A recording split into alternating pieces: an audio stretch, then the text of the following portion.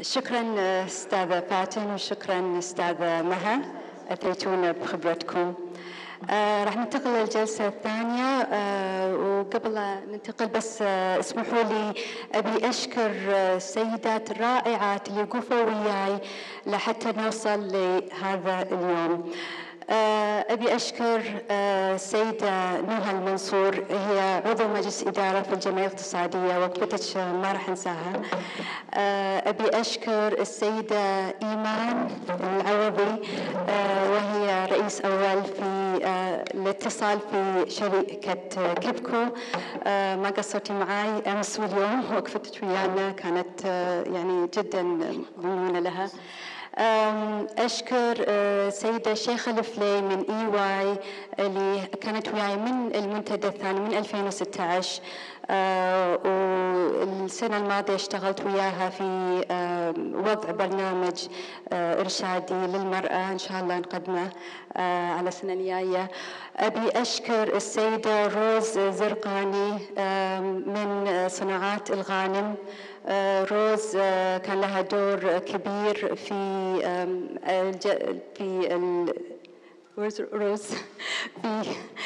هذا المنتدى، ويعني ما قصرت بالجلسة الأولى.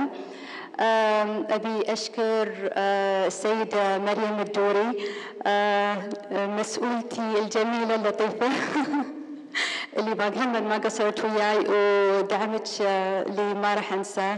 السيدة غصون كذلك، يعني صدق من غيركم كان أنا ما قدرت أسوي كل هذا اليوم.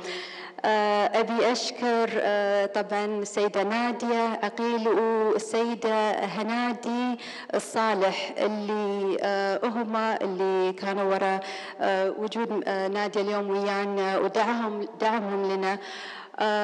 وأبي أشكر السيدة أنجلا من هانيويل، وهي رئيس أول شؤون الموظفين على المستوى الإقليمي. Thank you very much, Angela. Thank you.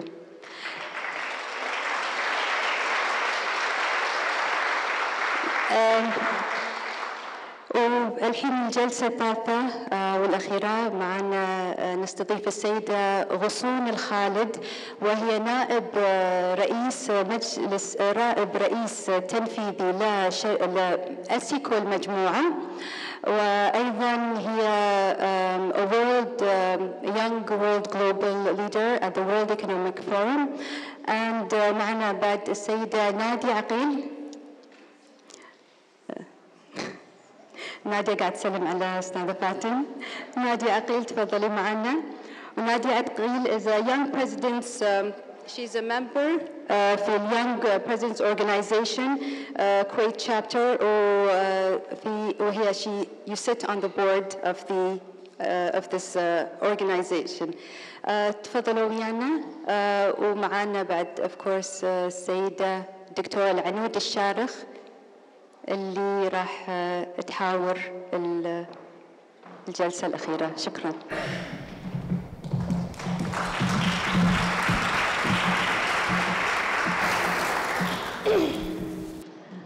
شكرا بسمة، وأنا أضم صوتي إلى صوت بسمة في شكر جميع الناس اللي ذكرتهم، ما تقصرون.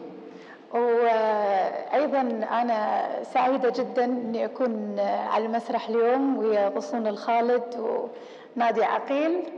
أنا طبعا كنت بالمدرسة مع نادية عقيل، فيعني هي صديقة الطفولة وأنا جدا فخورة فيها. وغصون هي مثال للسيدة الكويتية الطموحة يعني اللي تلبس كذا قبعة، ويعني she raises the bar for us علشان احنا نكون شطار كذي مثلك. احنا اليوم قاعد نتكلم على ريادة المرأة في القطاع الخاص الكويتي، وانا اعتقد ان القطاع الخاص الكويتي عنده خاصية مختلفة نوعا ما من القطاع الخاص في اماكن غيرها بالعالم. تكلمنا في الجلسة السابقة على ان القطاع الخاص الكويتي يتسم بالفاميلي بزنسز، وانت اليوم you are the CEO of a family business. deputy CEO of a family business. And I think it's really important to stress that you are the CEO of a family business, but even that is uncommon. It's more common to choose a son to be the deputy CEO. You have brothers and you have a sister, more than one, yes? So ممكن تشرحي لنا, can you explain to us why was Ghosson chosen to be the deputy CEO and not another one of your siblings? Thank you for having me. شكراً. وأنا سعيدة أني أكون هنا مع مجموعة حلوة من النساء بالكويت, لأن I think إن making a change بالحريم بالذات النساء بالكويت ضروري. I just want to stress إن المرأة للحين ما حصلت كل حقوقها القانونية, وهم إن هذا نحتاج إن تثقيف أكثر في الكالتشر عندنا. فالوجود هنا لما أشوف الوجود المجموعة حلوة من النساء I think this is شيء إيجابي. فأشكركم على هذا التنسيق. بالنسبة حق وجودي بالقطاع الخاص والفاميلي بزنس, it's been a long journey. والصدق أنا عندي أخوان 2 معاي بالبزنس وأختي. وعمرنا ما فكرنا إنه we were competing for a position. كل واحد فينا كان ماسك سيكتور. But I think I was still I am very ambitious. وكنت in the summer vacations اللي I sacrifice, كنت أقول ما أبي أسافر, اللي من نوع النيرد اللي I loved working. فاللي أي البيت الساعة 7 بالليل. I enjoyed working. فلما بديت من السلم الوظيفي, من wearing my construction boots, my construction hats, in July working بالكويت with the heat. طبعا هذا شيء كان وايد صعب. وما كان عندي مشكلة, كنت أرجع البيت وكانت الوالدة تقول حق الوالد أنت شلون تخليها هذه بنت, ويقول إحنا ما عندنا تفرقة بين البنت والولد. وهذا اللي صار فعلاً, إنه ما كان في تفرقة بيننا, بس as we ركبنا السلم الوظيفي وبعدين started in management. Now we're a huge company. Today إحنا we're with a capital of 30 million KD. Within assets of 430 million KD, with an equity of 110 KD.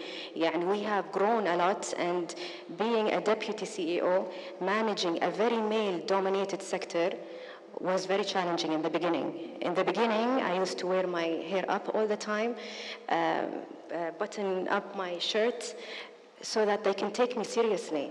I remember when I would lead a table with 12 men in the room, and I'm the only woman in the room, if any of them was not even just looking around my face, I remember I would stop the meeting and I would do this, I'm right here.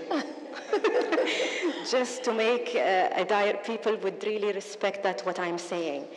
It was a challenge, as I have grown, I don't want to say myself, me with the team, made an impact in the company that my siblings, my father had seen. We talked about it with the family, and everyone agreed Ghosson deserves this position. It's still tough because I report to my father, he's the CEO, and it's tougher that I have to manage my brothers, and I'm their manager. But it's an amazing balance because I have to balance this between family and the business. We are all professionals. It's a shareholding company. We have to see what is the best benefit for the shareholder at the end. So in the business, it's pure professional and work. At home, we are family.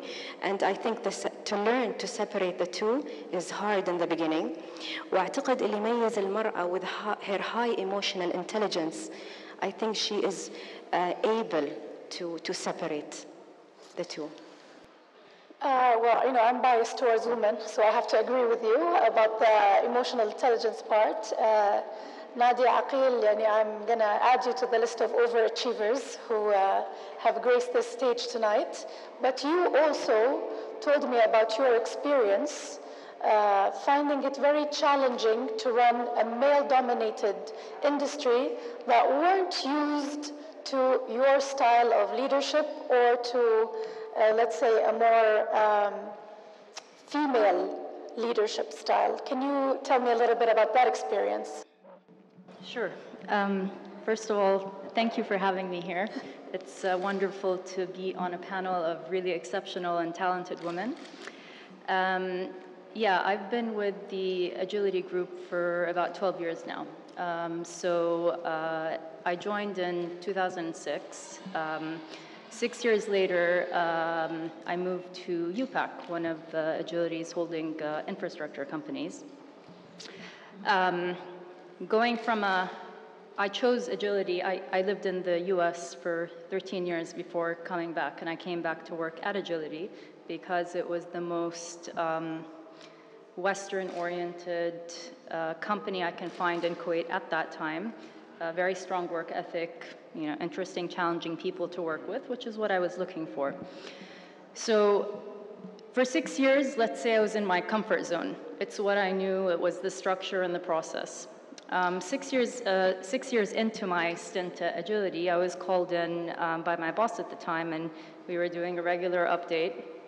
And then he said to me, "How would you like to go run UPAC?" And I said, I actually didn't know what UPAC was. So he said, "You'd be great in operations, why don't you do it?" So I just said yes. However, you should know something about me. I'm extremely structured. I like process. I don't like uncertainty. I'm very risk averse. So saying yes to something like that went against every natural inclination in my body. And I do not know why I said yes at the time. But I'll tell you that 6 years later, it's probably the most rewarding experience I've ever been through. It was a challenge because the moment I said yes, the next day I found myself in a new company, taking over a public company, taking over previous management, walking into a company with 80 people reporting to me, not knowing much about operations, having key stakeholders like Tiran Madani, Atraf Hukumiya that I wasn't used to working with. I'm used to working in a very structured environment. So in addition, as you mentioned, I knew the majority of people I work with on a daily basis are men. 99% of the time, I'm the only woman in the room, and walking into a company that was run very differently than the Agility Group of companies. So I'm talking about, work ethic, cultural norms, the way the culture and the work was run, and having a young woman at the time walk in there and, be the boss of 80 people is not an easy feat because it wasn't the norm at that time. So it was really, really a struggle for the first, I'd say, 2 years to work to bring, the company up to par in line with, the standard of the Agility Group of companies. So it definitely was a challenge.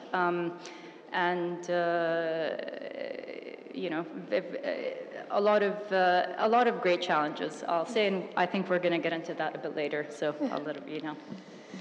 Well, thank you, Nadia. And this echoes when me and Ghosson were speaking before this panel. And she said it's not enough ان احنا نغير الوضع في شركة ولا شركتين، احنا لازم نغير ثقافة مجتمع. We have to change the understanding of an entire culture, community that is used to seeing women and men in very traditional roles. But you also said something that echoed what Mahal Ghnaim told us today, was that when you went away and did your master's and then came back and applied it in your management day to day, there were real results in the company. And based on these results, there wasn't a doubt that you were naturally inclined to be the person in charge, right? So when you have measurable results, immediately measurable results, and in a company it's very clear there's a bottom line, black and red, it's easier for a woman to take a position of control. What makes it difficult for a woman to take a position of control?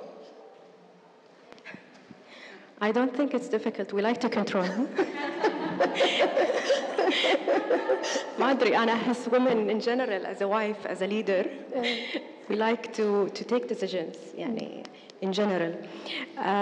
Of course, when I took my MBA, you have the science and you have the education, but it's not just that. I think it's also about you have the right traits to be a leader.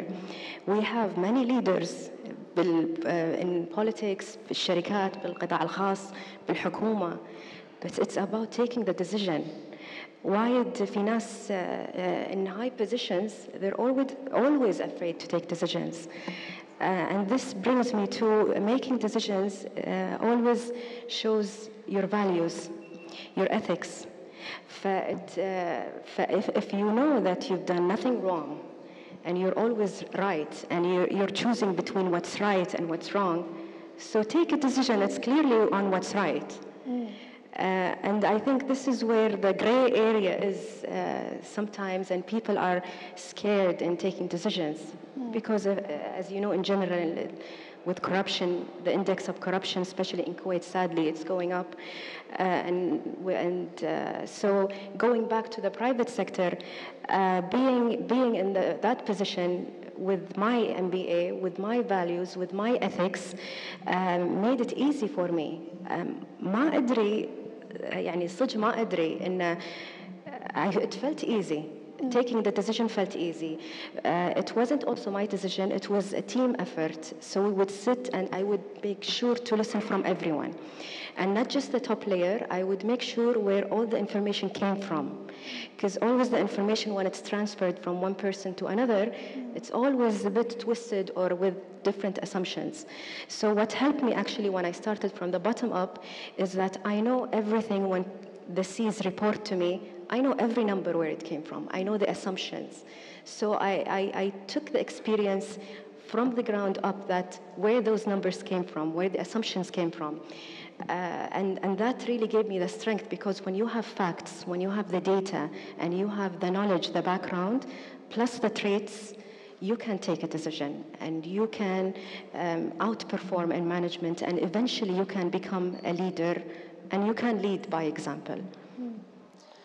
Nadia, I feel that you exemplify what Ghosson was talking about, the leading by example part. You said you're risk averse, but I know you for a long time, and I admire the way you push yourself. You know, I see you running marathons and preparing for them in the heat of Bneider in the middle of the afternoon.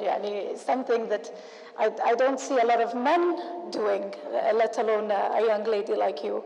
So clearly this push, this pressure that you put on yourself is also a marker of you as a leader. But what else do you think differentiates your leadership style as a woman from perhaps a man in your position? I think this theme has also been discussed in the earlier panel. You know, it's a simple fact that as a woman, wherever we are, whether we're in Kuwait or in India or in the US, we have to work twice as hard, right? So to answer your question, personally, I do set the bar high for myself. You know, I'm aggressive in what I do. I'm driven. I like to set goals. I like to set targets, whether it's in my work or in running a marathon or in my personal life or in my to-do list on the weekends of what I need to get done. My whole life is processed, and that's the way I grew up. That's the way I know, and I think that has helped me a lot in my professional life as well. You know, because being in Kuwait, being a Kuwaiti woman, for example, you know, there are a lot of barriers, right? There are a lot of barriers everywhere, but, you know, there are things in Kuwait, you know, that are maybe more prominent. You know, we talked about cultural norms and societal norms, things that are deeply, deeply ingrained in our culture, and I think Cindy mentioned this as well in the beginning. And, you know, I think there are some things you can control, and there are some things maybe you can't directly control, meaning it is what it is. We have to work harder than everyone else to prove ourselves. But there are also some things in terms of cultural barriers and norms that are deeply ingrained in us that, sometimes we set barriers on ourselves, simple example, I mean, we talked about this before, you're in a meeting, are you confident enough to speak up? Or, in a classroom, are you confident enough to answer a question, or do you defer to, the man who's going to speak? I mean, all these things matter, right? So we're brought up in a certain way. I'm lucky that I was, brought up in a liberal household. Full of girls. I'm lucky. Sorry. Full of girls. Full of girls, all women. My poor father.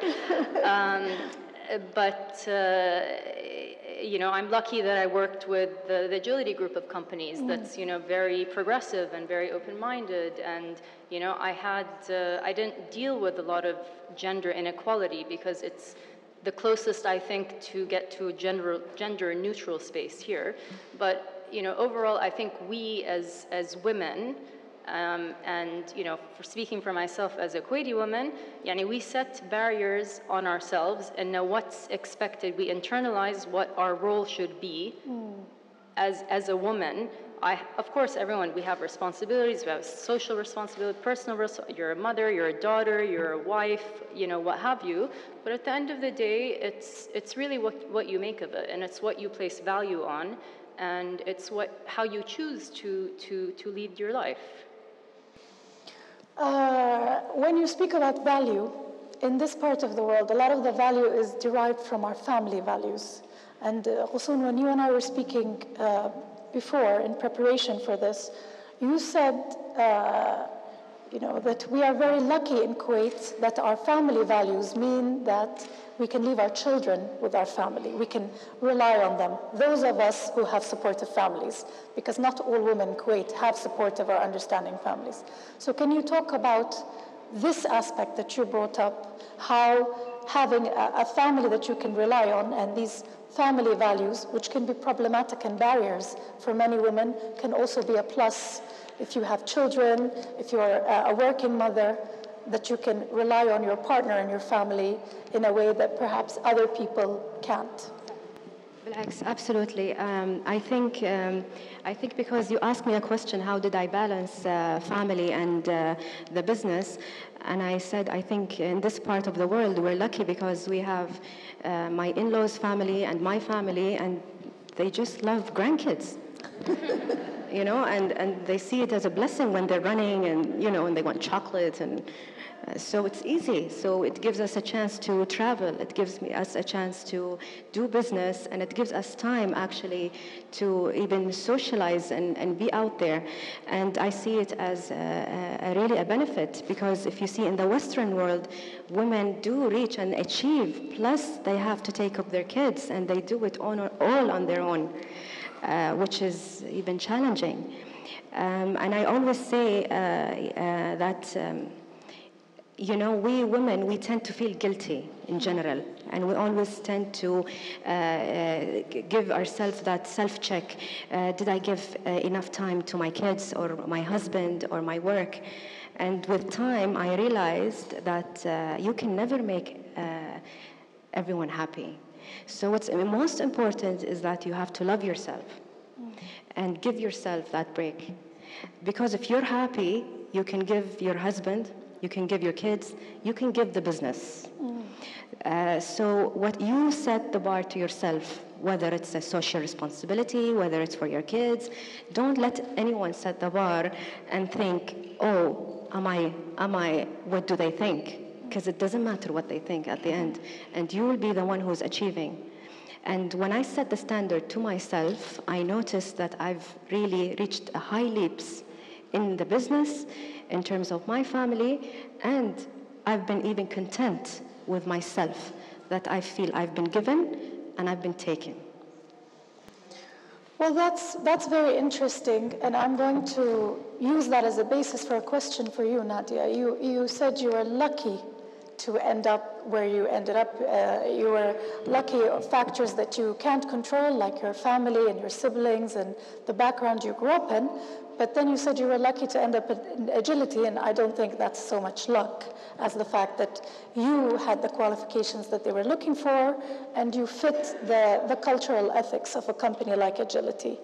My question to you is, looking back at these 12 years, especially at the nexus where you are moving from Agility sort of international outlook to a more traditional company like UPAC, do you wish that you had a woman who would mentor you through that process? Because I know you had a male mentor naturally at work, but do you think having a woman mentor would have made a big difference for you?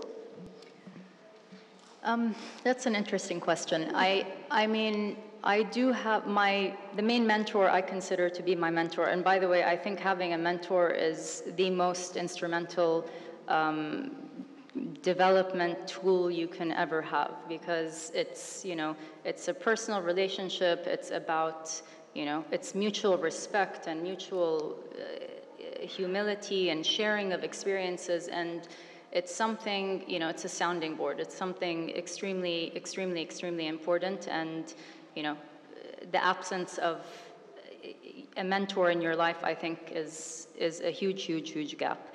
I mean, okay, so it just happened to be that my mentor is a male. Obviously, I think, woman on woman gives you a different dynamic. It's a different form of power, right? I mean, female empowerment, there are issues that, speaking to women about is, it's easier to speak about. It's, you're sharing experience, commonalities, and so on and so forth. However, I've spoken to a lot of women who are looking for mentors or who have mentors currently, and a lot of them have said to me, I want a female mentor. And I said, why? And the answer is I think, ingrained in kind of this traditional idea of having a male mentor is regarded as, I'm here to rescue the woman, I'm here to steer her in the right direction, I'm here to teach you, and that's like naturally you have an aversion to that, right? But I think it's how you define your relationship, right? So if you're able to remove that gender, just remove gender from the equation, and you have fluidity, and it becomes about, collectiveness, and it becomes about, giving back and sharing experiences. And I think it's extremely rewarding. So to answer your question, in my situation, I don't see a vast difference in terms of, I've gotten the satisfaction and, Ghosson, you were talking about, loving yourself, being happy, being comfortable. I think if you're in a mentor relationship where it's reciprocal and you're comfortable in that setting, I don't think it matters if it's a man or a woman. Really, it's what you get out of it at the end of the day, and it's how you shape your relationship. It's how you shape your life. It's, there's no such thing as, I'm your mentor. These are the 3 top things to ensure you're going to be a great CEO. No, it's not. It's trial and error. It's failure. It's getting up and trying again. It's a challenge at the end of the day. But I think having that relationship is extremely, extremely valuable to your overall success. Ghosson, you are, as well as your role as Deputy CEO, you have a seat on the Supreme Council of Development and Planning. So you have a macro view of the issues facing both men and women in Kuwait, and you also have the view from the private sector and your interactions there. And when we were discussing our talk today, we spoke about the importance of giving back. So we believe that if you are a woman leader, you need to give back through mentoring those who want to be in your position and through inspiring them. So what is your definition of mentoring and inspiring younger people? Being a a deputy CEO at the company, I realized actually when I'm working at the company that the satisfaction of making those profits, the satisfaction about being a great leader, and you see that in the loyalty of the employees. We have 4,200 employees, and most of them have been working in the company for over 15 years, which is amazing, and that's the thing that also gave me a great satisfaction. And then I realized that there is still something missing. And then when I and I reflect that, and then I realized that I want to give more to Kuwait, and I wanted to give more to the community, and especially I wanted to inspire the young generation. And actually that came to me is when I realized I was approached many times for interviews, and I always decline.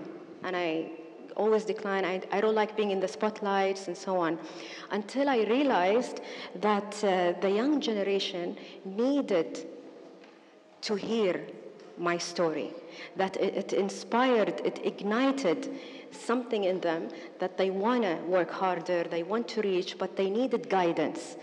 When I saw that missing, and then I said, okay, I feel that it's a responsibility for me, for Kuwait, for the young generation, to be out and share my story. The other thing that I wanted to give is that I have established also an autism center that is non-profit. And I remember when I came with the idea and I was asking my dad for money. I told him I want to open the center and I want to help the kids. Why? You'll be distracted. I want you, on top of the business, and I want you to. I said, no.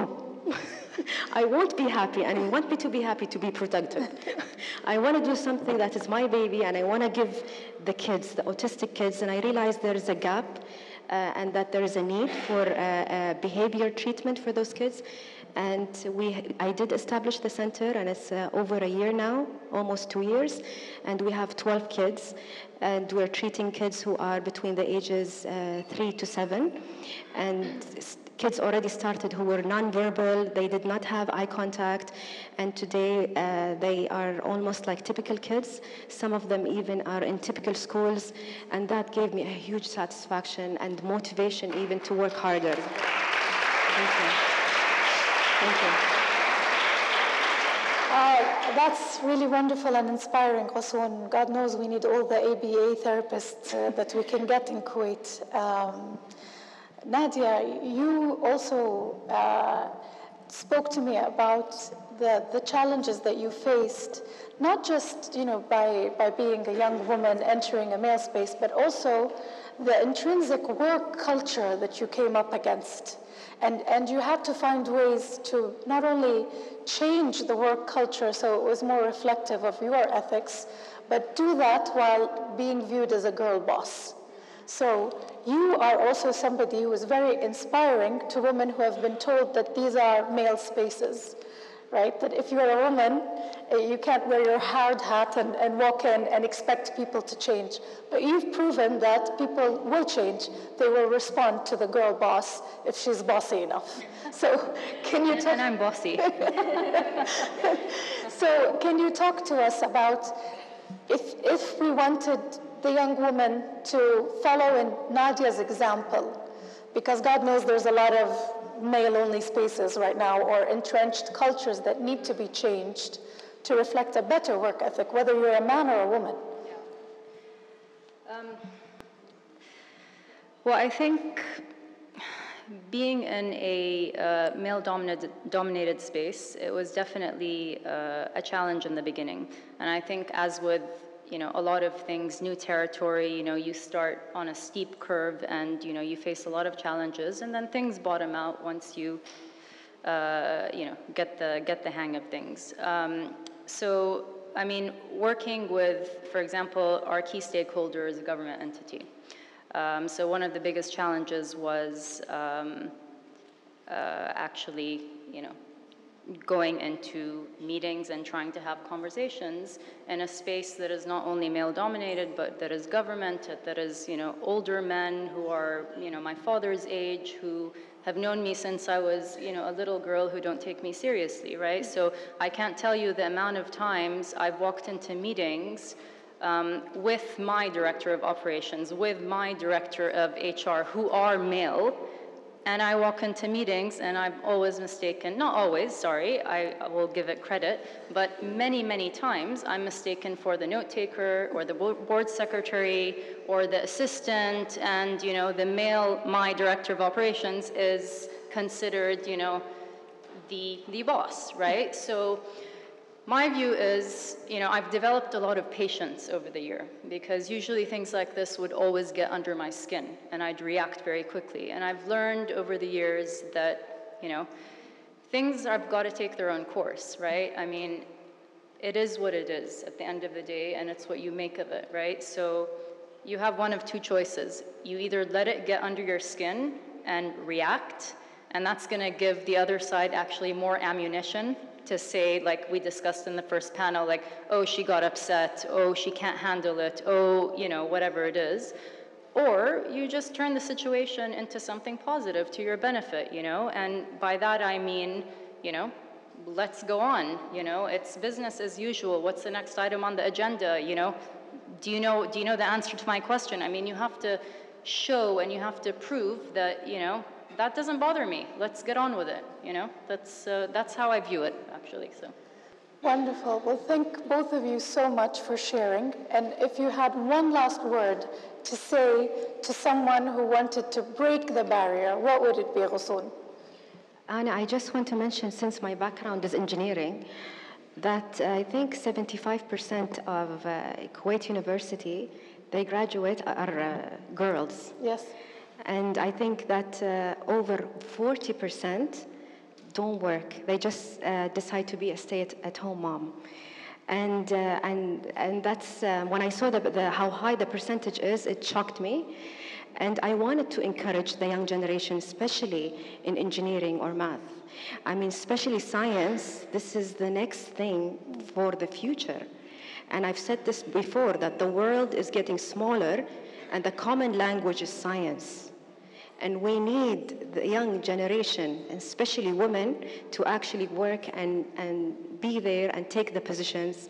And even being in science, it doesn't mean that they have to be male, because I'm in a very male-dominated industry. I work in the cement sector, block manufacturing, but I was there. I'm an example. And I did work at the factories, and I was there with the laborers. So are you, and you can make it happen. And that's all. And by the way, always make sure you surround yourself by positive friends. It is very important. You can't find a positive friend today. They're worth $1 million. If they're around you, it will make you reach higher. Thank you. Thank you. So more women in STEM and positive friends. Nadia, what is your final word?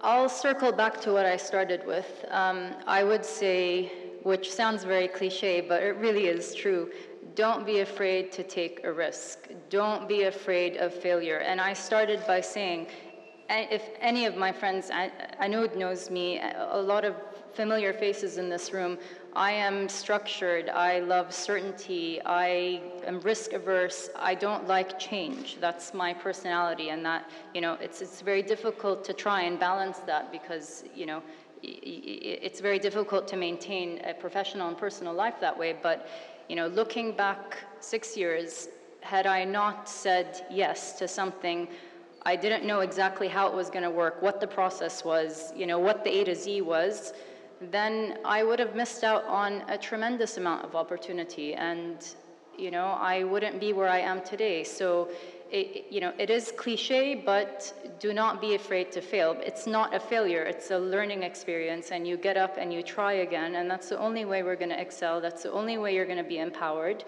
And one other thing, which Ghosson you also mentioned, is you need to be happy. You need to have a balance that's good for you. Right, I'll say it again, I don't believe that women can have it all. You can work 100% and you can, be a mother and a wife 100%. And these things are important, and everyone is going to have or set a different value to, to different parts of your life. Do you value your work life more? Do you value your personal life more? And you have to find your own balance. You can't have anyone tell you, this is the right way, this is the exact equation, these are the exact ingredients you need to follow.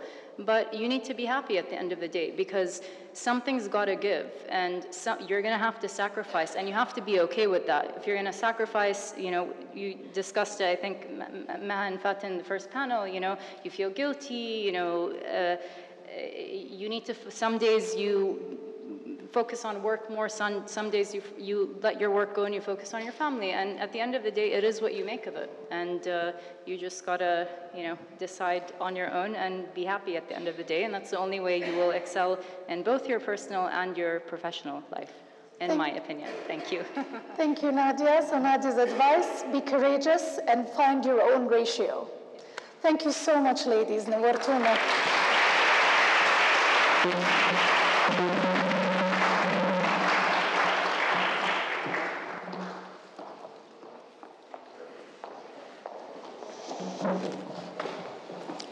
شكرا غصون، شكرا عنود، وشكرا نادية. وصلنا لختام المنتدى، وأحب أوجه شكر. I would like to thank His Excellency Mr. Lawrence Silverman for joining us. Thank you very much. And Your Excellency Aisha, the Turkish ambassador, thank you very much for joining us. Thank you very much for being here with us. It was our pleasure. شكرا فواز، شكرا سيدة فاتن، شكرا غصون، شكرا نادية، مشكور مهند ما قصرت، شكرا نهى ما قصرتوا.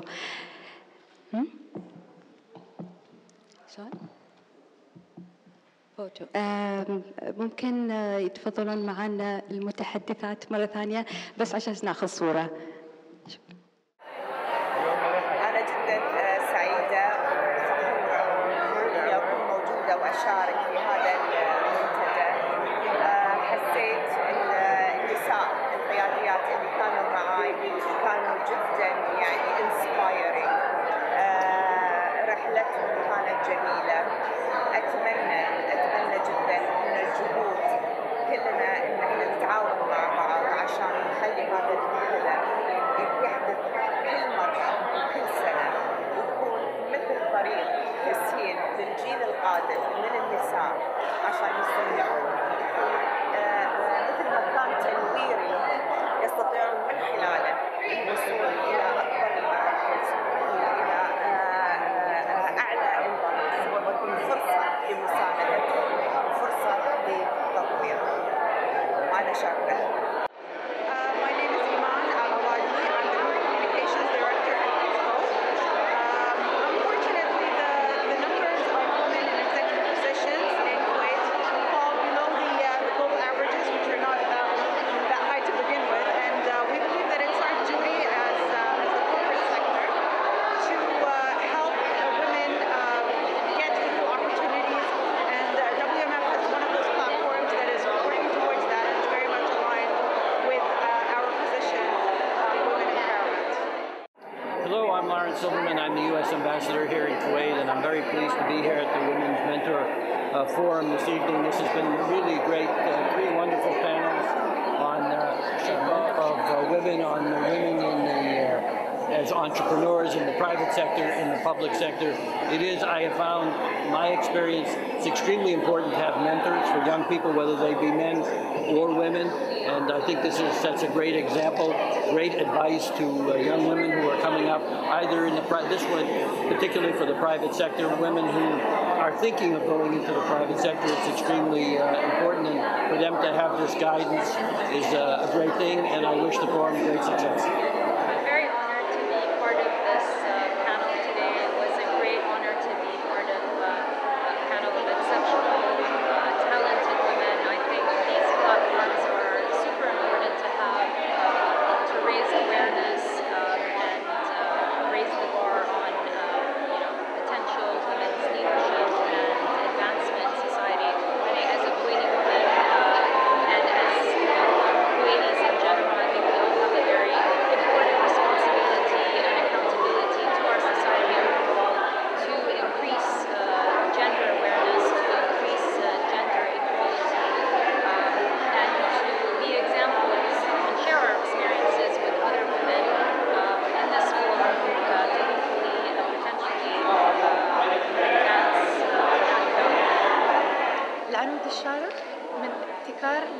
المنارات الاستراتيجية.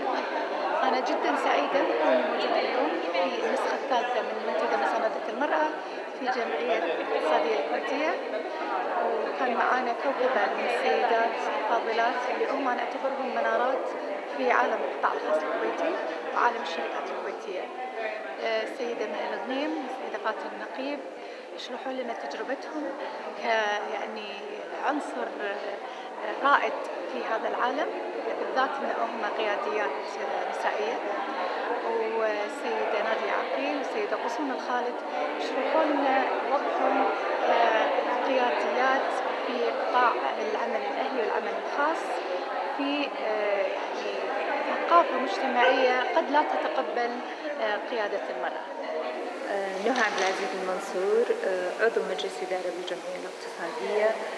الحمد لله السوفت اوبننج خلينا نقول في منتدى اللي هو للمرأة خاص بالمرأة مع WMF مع الأخت بسمة القصار، وإن شاء الله ما راح يكون أول منتدى أو أول لقاء لنا، وإن شاء الله المرأة تاخذ خلينا نقول حقوقها بشكل عام المدنية والسياسية والاجتماعية والاقتصادية. وإحنا هني من داخل الجمعية الاقتصادية نفتخر إنه يكون أول إيفنت لنا هالسنة مقرنا الجديد اللي هو إيفنت خاص بالمرأة، وإن شاء الله نشوفكم بالمستقبل. At Honeywell, we believe in diversity. We know that diversity matters. It leads to better decision making. It leads to a higher performing culture. So for me, we wanted to be a part of the Women's Mentorship Forum here in Kuwait because we believe in diversity and we wanted to be a partner in this and also help ensure that it continues and grows. For myself, I'm the HR leader for Honeywell Kuwait. I also represent Iraq, Jordan, Lebanon, and Egypt. So in these countries, as we all know and recognize that diversity is a challenge, but we have to take the first step forward. So I'm very proud to be a part of this event, very proud to be a part of Honeywell who believes in diversity and also believes in ensuring that we foster environments that grow our diversity and gender empowerment. We look at many opportunities there. We talk about ways in which to improve, but we also put it into strategy into tactics. So this is one area where we're taking a tactical approach and ensuring that we grow our diversity within our organization in this region. Thank you. Hello, my name is Cindy Drakeman. I am the CEO of XX Economy, a firm based in Washington, D.C. that focuses on women's economic empowerment. It has been a tremendous honor to travel to Kuwait to be part of the Women's Mentorship Forum, and I'm very inspired by the leadership of Basma Al-Qasar, who has really been driving as a force for women's participation in the corporate world as well as entrepreneurs in Kuwait. There's tremendous opportunity for women's economic empowerment. Globally, we know that increasing women's participation economically could lead to $26 trillion in growth. Seeing what's happening here in Kuwait, I believe this can become a reality. And seeing how inspiring the participants are, as well as the speakers have been, really demonstrates that there are strong leaders here. There's strong support from other women as well as from men, and that is really going to lead to very great and positive things for Kuwait.